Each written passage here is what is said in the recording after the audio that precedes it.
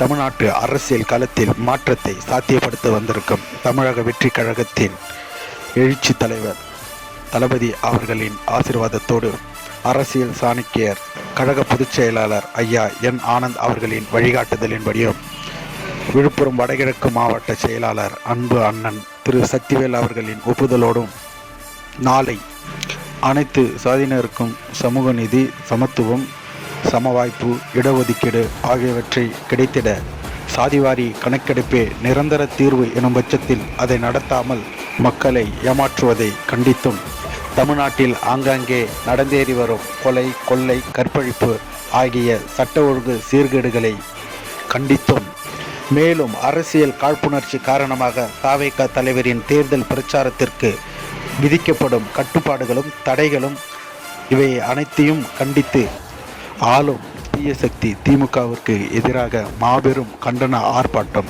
தமிழக வெற்றி கழகத்தின் ஒருங்கிணைந்த விழுப்புரம் மாவட்டத்தின் சார்பாக நாளை காலை சரியாக 9:30 மணி அளவில் விழுப்புரம் புதிய பேருந்து நிலையம் அருகே நடைபெற இருப்பதால் உறவுகள் அனைவரும் பெரும் திரளாக பங்கேற்போம்.